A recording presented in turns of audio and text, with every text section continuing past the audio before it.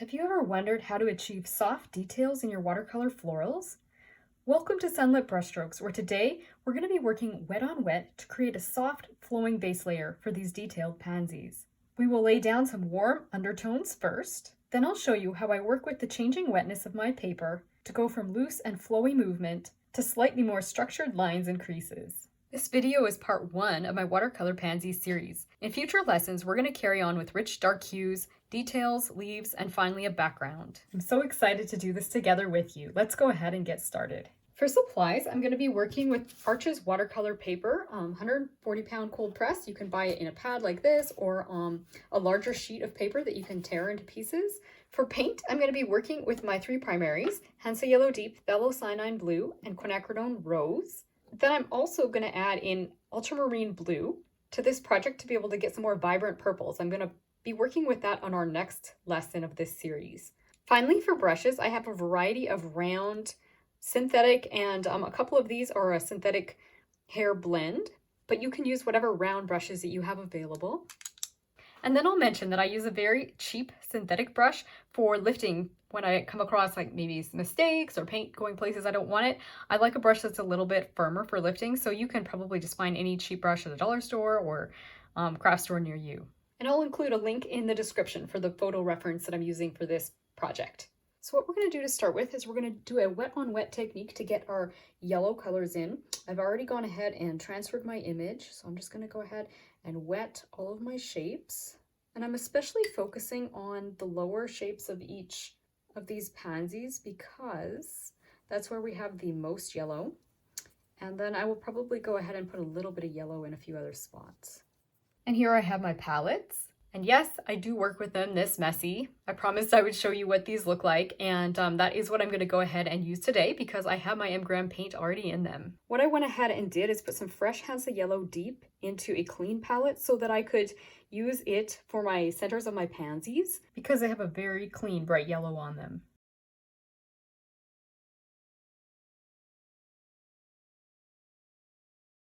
I'm going to go ahead and do the same thing over here. Intense yellow towards the top.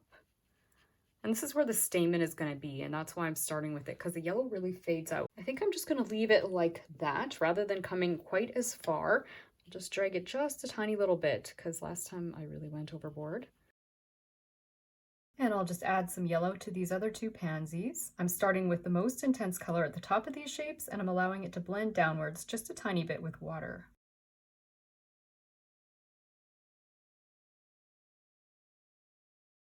Now these pansies have a slight warm undertone to them, so I'm going to go ahead and just put a little bit of this yellow around. I've actually got very yellow water here. Just show you here. This is my mixing water. It's gone very yellow already from washing my brush, and so I'm just going to use that water and maybe throw a tiny little bit of extra yellow with it, but I probably can just get by with this. I just want to warm things up a little bit to get started, and since I've already got yellow on here, I'm just going to go ahead, get things wet, and put any bits of yellow that I want to before I get on with my purples. And I didn't bother going ahead and stretching my paper today. Sometimes I will use stretcher bars, but a lot of times when I'm in a hurry, I just go ahead and paint directly onto my watercolor paper without stretching it or anything. And then I'll iron it at the end, which is what I'm going to try and do today. Obviously, the larger the painting, the more likely you will want to stretch it, but I'm just going to go ahead and paint directly on my paper. Now what I'm trying to do is avoid getting yellow paint kind of where there's a very thin light area of white or a very soft purple, but mostly white in a few spots, and I'm trying to avoid getting yellow on those. So just pay attention if you're going to use the same reference photo as me that you don't wet those tiny little shapes.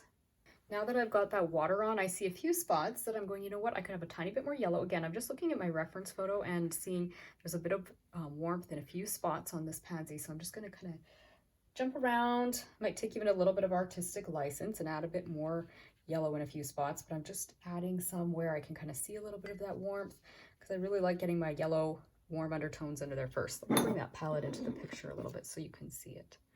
I'm just taking very tiny bit of yellow at a time. M-Gram paint is incredibly concentrated, which means you don't need very much. So it's something to be aware of. Be very careful, especially if you've just switched from student grade paint to artist grade paint, you're going to find you need a lot less paint. Okay, so as I wet this, I wasn't worrying too much about the shapes bleeding into each other, except for these main shapes here where I've got a ton of yellow.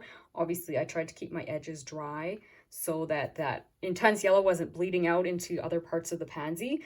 Otherwise, like in this area here, I'm just kind of letting it just be. And I'm almost done with the yellow, so I'm going to let that dry, and you can use a hair dryer or you can go ahead and just let it air dry. Now that that layer is dry, I'm just going to go ahead and mix up a mauve color. Just pulling some of my pink from here. This is my quinacridone rose, and I'm going to grab some of my phthalo blue. Let's see what color this is. Yeah, I think I'm happy with that. Just going to wet each shape. I can see I've dragged that yellow down a little bit, so obviously it was a little bit much yellow there. But it'll be fine, it'll blend in fine. I'm going to go ahead and get a little bit of this mauve color kind of along the edges of my pansy. Now I am taking artistic license a little bit because my reference photo doesn't actually have this much of the mauve color in this petal, but I really think it looks beautiful with that. So I'm just going to go ahead and add it. And if things are bleeding around too much, just give yourself a minute to let things dry. And I'm going in this direction. So once I've applied that, I'm just kind of pulling it along. And then I'm going to let that shape dry, and I'm going to go ahead and work in a shape that's not touching that one. So why don't we go ahead and work on this one? I'm going to go ahead and wet this shape, and I'm working with larger brushes because I am working with a larger painting, larger shapes. So I'm just keeping this really nice and loose with larger brushes. So I'm just going to apply this one, and I'm taking a little artistic license. I'm getting the edges of the petals a little darker than what I see them.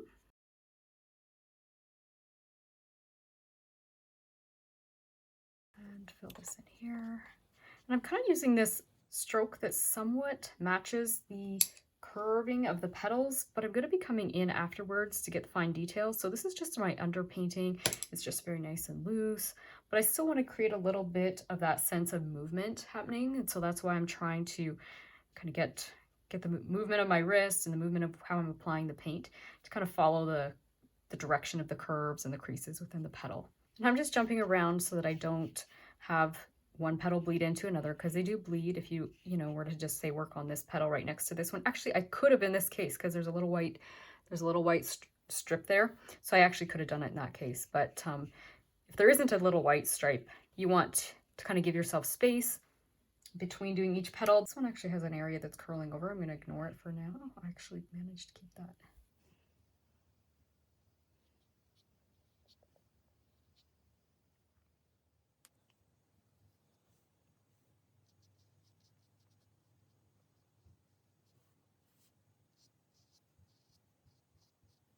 Again, I'm trying to show the creases and the folds within the petal, and even some of the little veins. There's like a little bit of, I don't know, the way the pigmenting is in the petals. You can see little veins.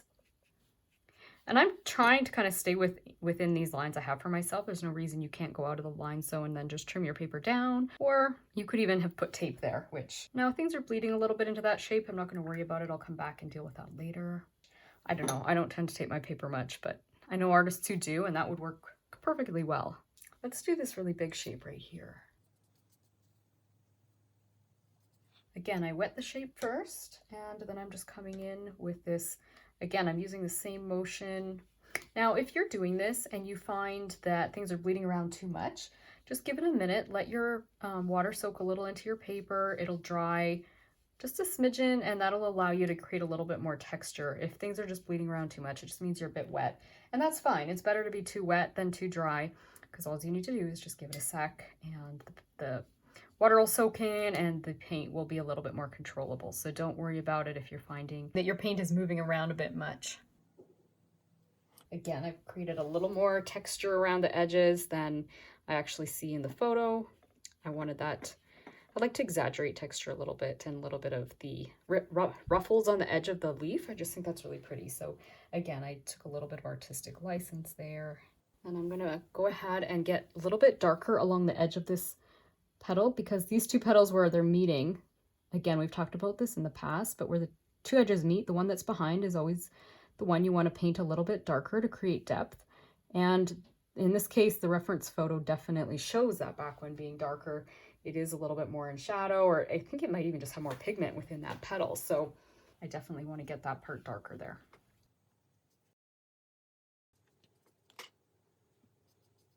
And you can see these kind of faded out and disappeared. So I'm just going to come in and repeat. As this is drying a little bit, I'm able to achieve a little bit more texture in my folds and creases within my petals. So I'm going to do that, just get a little bit more of this detail happening. And again, like I say, if it's too wet, it'll bleed. Just give it a second, come right back in, and you'll be able to get more detail. And this isn't really even our detailed layer. We're going to get a lot more detail when we work wet on dry. This is just our wet on wet layer today. Just using a drier brush to kind of get a little bit more of a smooth appearance to these because they're bleeding around a bit. And it's a weird level of dryness right now. I got to stop touching this petal. So, okay, let's move on. I'm going to come to this one back here because it is not touching anything else. So I'm just going to quickly apply some water. Again, I'm not being super particular with how I get that water on there because I'm going to create color coming right up to the edge as I put my paint on with my brush. So no, my water hasn't always come up to the edges, and that's okay because I'm going to just pull it there with my paintbrush with the paint on it. I always like to work with two brushes. I think I've mentioned this before, but I like having one for water, one for paint. Sometimes I'll even have, if I've got multiple colors of paint on the go at the same time, I'll grab more than one brush just so I don't have to wash my paint brush so often. It doesn't just save paint, but it can save time. Things are a little bit dry here, so I feel I'm not getting quite enough movement happening, or the pigment's not moving around enough, I can always just grab my wet brush and just move things around a little bit with it too. Just get things a touch wetter. This petal back here doesn't need as much detail because it is kind of in the background.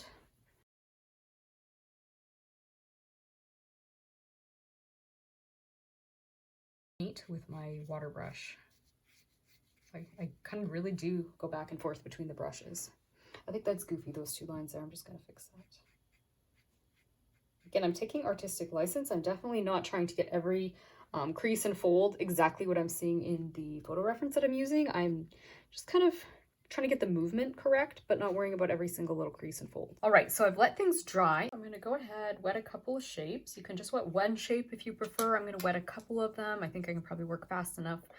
And then I will grab some of my paint and start adding some of the shadows. Now, some of these are interesting.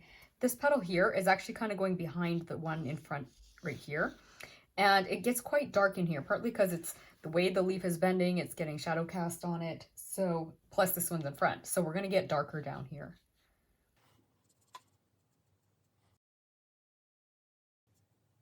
And as you can see, I am quite wet. I'm just going to squeeze my brush out a little bit so that it's not quite as wet while I try and get a little bit of detail. Oh, that was really dry there. I'm just going to have to let this dry a little bit and maybe lift a little bit because I've got some shapes that I'm not quite as crazy about. That one went a lot harsher than I wanted it to. Just grab my water brush and kind of rinse that out a little bit. I don't want to completely remove it because it is kind of pretty. It's just a bit too strong, a little bit too hard edged for where it is in the painting at this layer. So just soften a little bit with a wet brush and then see, yeah, this is really wet. I'm going to let it dry a tiny bit and then I can come in with a little more texture. So while I wait for that to dry, I'm going to just come up here and do this one.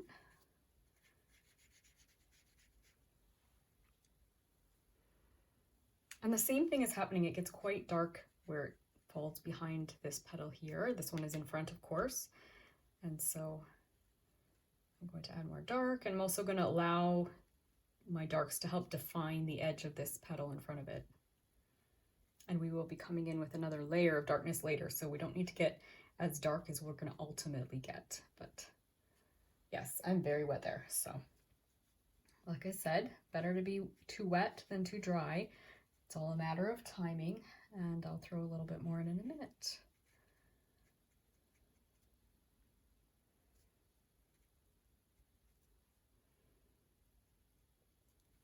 I want to soften the way that it's touching the yellow here just ever so slightly. I don't want to have a really, I don't want it to go crazy and bleed into the yellow, but I want to soften that edge a bit. We're going to be getting harder edges on our next layer, so just soften that a little bit.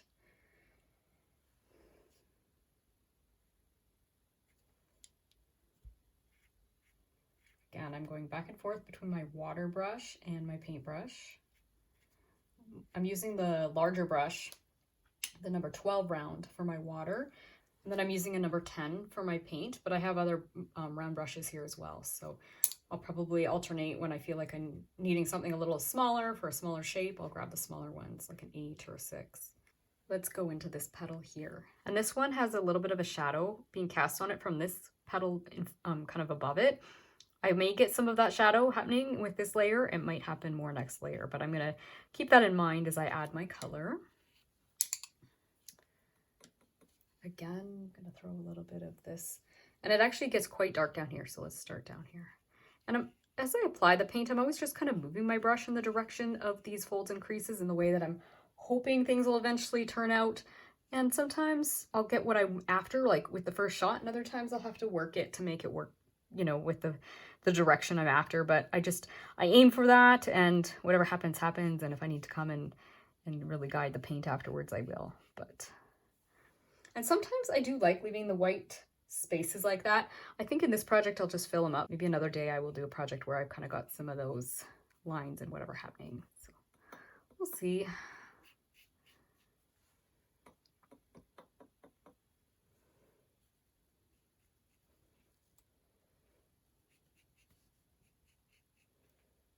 And like I say, there is a shadow up here. I'm not going to probably achieve it with this layer because, again, I'm working wet, and so it's just going to bleed everywhere, and the shadow is a hard edge shadow. So in order to make it really show, it's going to have to be applied as a wet on dry, which is what we're going to be doing in a future lesson. And you're going to see how we can create a little bit more definition and detail using that technique. And as I mentioned before, there is a white stripe coming through here. However, it kind of disappears as the leaf sort of starts to fold over, I think, right here. So I'm just going to fill right up to that, right up to this petal with my paint. Okay, why don't we go work up here? There's some petals up here. They don't have a whole lot of detail, but why don't we go ahead and do them next? They're not, at least the ones that aren't touching, like right here, it's dry. So we can go ahead into this petal here. And then again, we're just gonna skip around based on what's wet or what's dry. Now this one's got a really beautiful, rich, dark, kind of the whole thing is dark really. So I'm just gonna go ahead and just fill it in. And there's a tiny petal in front of it, and I decided to leave it there because I thought it just added a hint of interest. So I'm going to leave that there as well. Just work around it. And when you're working along the top edge of a petal like this, you can definitely kind of give yourself a little bit of artistic license, or even let your hand have a little bit of like instability or shakes in order to create a little bit of this bumpy look, because we want petals that aren't perfectly smooth. We want a little bit of a ruffle or something on the edge of them. So you can do that. And just give yourself a little bit of almost like intentional shakiness.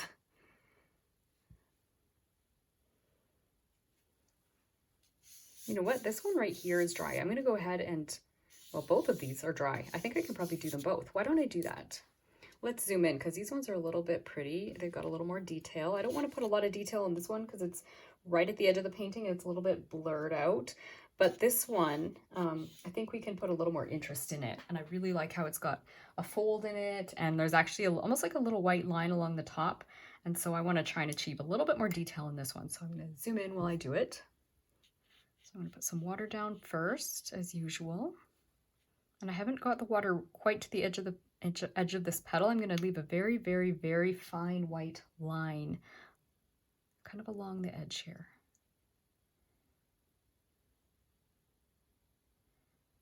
You know, and if it did turn out that you got water right to the edge and you don't have that perfectly white little stripe there, that's okay too.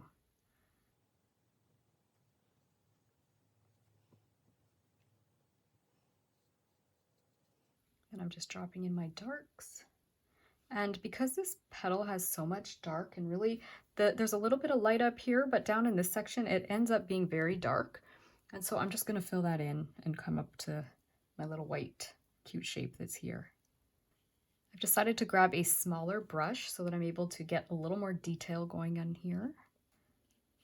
Oops, kind of went over the line a bit, but because I'm pretty much clear water there, I think I'll be okay. And I also have to fill that in with darkness later, so the fact I went over a little bit, I should be fine. Then I'm going to use this smaller brush and, yes, as I said, get some deeper, richer darks. And if I don't get it all in this layer, it really wouldn't matter because a lot of these darks are actually being created by the darker purple that we're going to be applying next time. So, like I say, it doesn't really have to get super dark yet. But I just figure, hey, why not? It's going to help create a little bit of definition early on in the painting, and then I can build my darks up even more next time. And now this petal is not touching this one, so I can go ahead and do it as well. And as I mentioned, these smaller shapes, I'm using a smaller brush.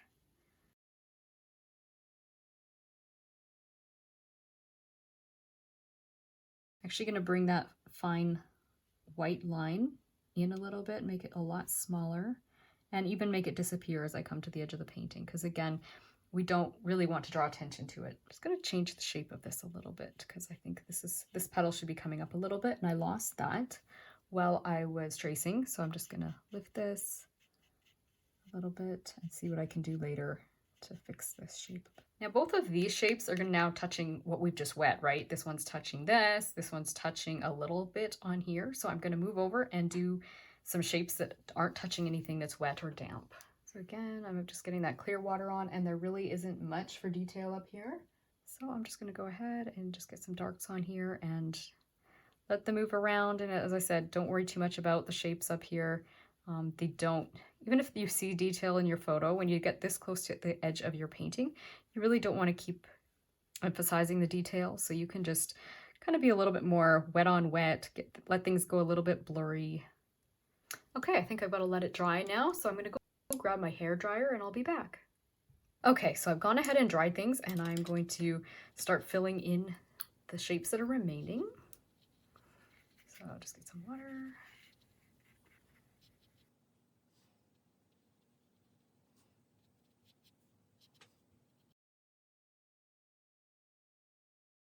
Again, placing some dark where the edges are meeting. That's helping to visually push this petal behind the one in front of it to create depth.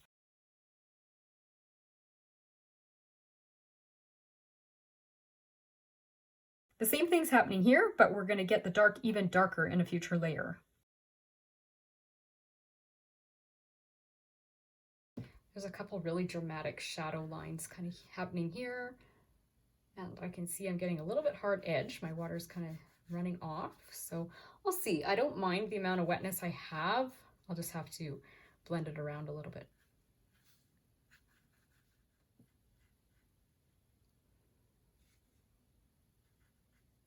And again, this white line kind of starts to disappear as it moves closer to the edge of the flowers. So I'm just going to kind of make that disappear. And I'll go darker down here because this is where things do get dark.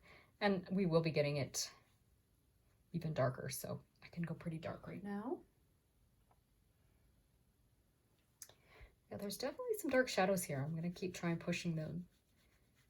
Just come up, you know, a few more times. This is a really kind of a nice level of dryness. It's not super wet, and that's why I'm maintaining so much of this texture that I'm putting in on this layer. A lot of times things will be just that too wet and they will not, you'll not be able to maintain the detail in the first pass, but this is actually working pretty good. It's almost too dry, but I'm just going to add a tiny bit of water, not a lot. I think I'm okay with that shape. Before I actually touch down with the paint, I'm trying to make sure I'm happy with my placement. So you can always do that sometimes, as if you're like, you know what, I'm not 100% sure where I'm wanting to put my darkest darks. You can just almost like hover over it like you're a helicopter, and then add them when you kind of feel like you're comfortable about with where you're going to land, if that makes sense. It's kind of funny, but I do sometimes paint that way.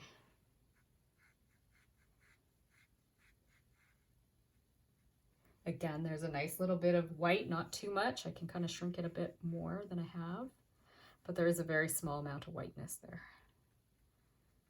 And I'll come working my way into the center of this flower.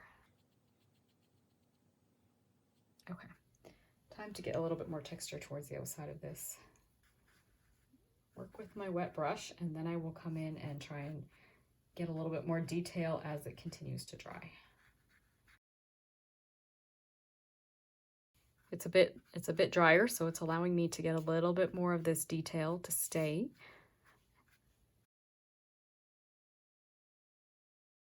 This is looking a little bit weird here, so I'm just going to lift a little bit of it out with a damp brush.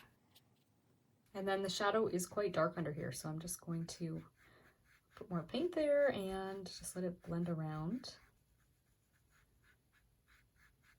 And I definitely want to get a little bit of an upward curve to this as well. Okay, I think I'm mostly okay. I kind of maybe would have liked a slight more of a curve in there, but it's not too bad. Let's just try and do this one a little bit curvier. There we go.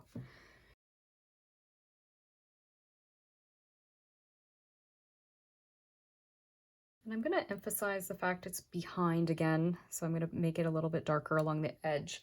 And this is kind of something, again, I'm taking artistic license because in this particular case, it doesn't really look like it's that much darker along this edge, but I'm going to do that so that it just helps push it back. Again, I keep going back and forth between my paintbrush, my water brush, and my paintbrush. And as well, I'm kind of dabbing things off, adding more water according to how much I want the paint to move. If I want the paint to really not move around as much, I want to be drier. If I want it to move more, I'll add more water. So, okay, let's go ahead and do this one.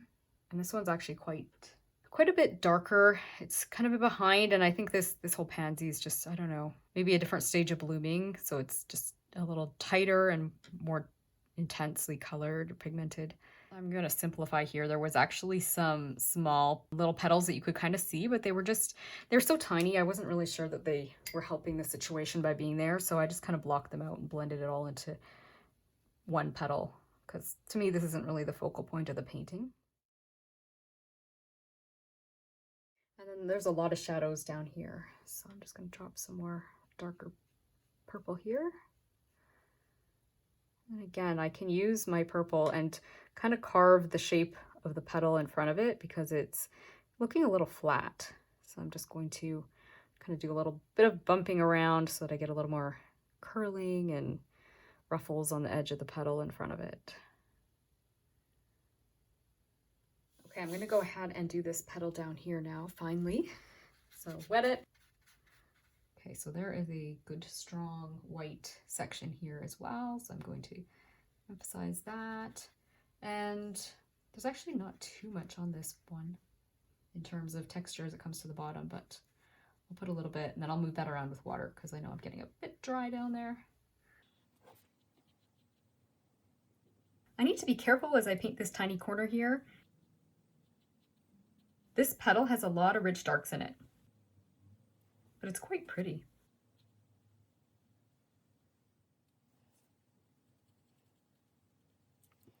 I'm just going to kind of come in here and just see if I can create a little bit of an edge to this. It's a little bit more pleasing to look at. We are going to get more of that happening in our next layer, but again, since I'm working so close, I'll just do this. I could have even used a soft, damp brush, but I'm just going to do that because I think I actually like the hard edge a little bit more. And then yes, I got to wet things down here because they are drying goofy already. I might have waited too long to touch them. Let's see if I can work that out. Yeah, it was too dry and they're not wanting to lift too easily. Okay, so I have got some really goofy hard shapes here because I didn't work fast enough. Things started to dry and before I actually came down and kind of got things cleaned up. So I'm just going to try and rub them a little bit and then put more paint there and see if I can cover that up because that is ugly. Let's try this. Ah, looks like that's going to work. I'm going to end up with a little bit more, I think a little more texture down here than what the original photo had, but I think it'll be okay. Lesson to just keep in mind is yes, it's better to be too wet than too dry because you can, if things are too dry, you can end up with the hard edges that you just saw me get there and I couldn't really wipe them out. Yes, I could cover them, but sometimes covering isn't really the best option. If you're too wet, then, you know, it's just a matter of giving it a little bit of time to dry and you'll be able to get the effect you're after. But if you don't get enough water on there, hard edges happen. I think for where it is in the painting too, that works okay, just because this is kind of a darker petal. It's a little more in the shadows. And yes, this is goofy here. I'm going to be getting a lot more dark on top of that. So I'm okay with it looking goofy right now. That's fine. It's going to be covered there. So I'm going to let this dry. I'll come up and work on a couple spots up here, and then I will move back down to get the last bit of stuff that I have to do down there. So there's actually a couple of shapes I want to work on up here that are very tiny. And that is kind of like the backside. This petal here is kind of curling over. It's kind of doing this and then turning around like this. And so this is that top edge, you know, kind of where my fingers are curled over. That's kind of the curled over edge of that petal. So I want to get a little bit of detail. It's going to be darkest kind of right along this edge here. And then it's going to blend out. And I am working a little hard again. So let's just get some water going quickly before I make a mess of things. And then get my paint along this edge here, let it bleed into there. I'm just kind of dotting it a little bit with water, just dabbing it to get that water going where I want it to go. And it kind of just peters off here because the petal isn't curling over anymore. And I'm losing my little white spots. I'm just going to dab it with a piece of paper towel quick. Okay. I'm just going to dab just the edge of it with paper towel so that it's a little bit lighter. I really want the dark to be kind of more on the left side and the light to be on the right side of this little curled over petal. I know it's very small, but there's just something about it. I really like it. So I want to try and keep the effects that are happening there. I think we can go back down here and work on this shape because we've got that small strip of white there. So this is actually not touching this.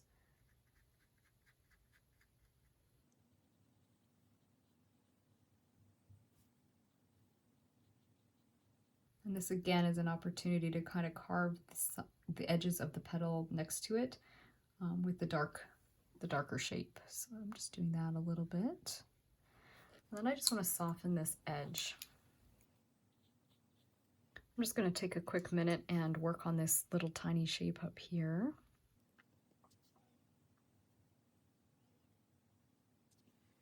I think I might be dry enough that I can do this little petal.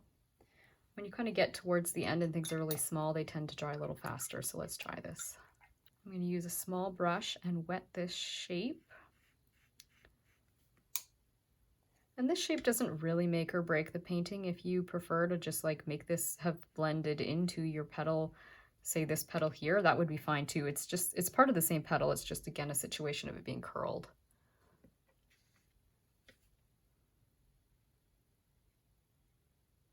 And I would have liked to have a more defined edge on the right side of that, but I might be able to do that when I'm working on the next layer here. So I'm gonna soften this a little bit, give myself the shakes a little bit. Well, I'm gonna call that good for today. And in our next lesson, we will be adding our rich dark purple hues to the center of these pansies. And I think that's going to really add some life to them. Thank you so much for joining me today. I hope this tutorial has brought a little taste of God's beauty and peace into your everyday life, and that it's inspired you to continue enjoying your own creative journey. See you again soon. Bye.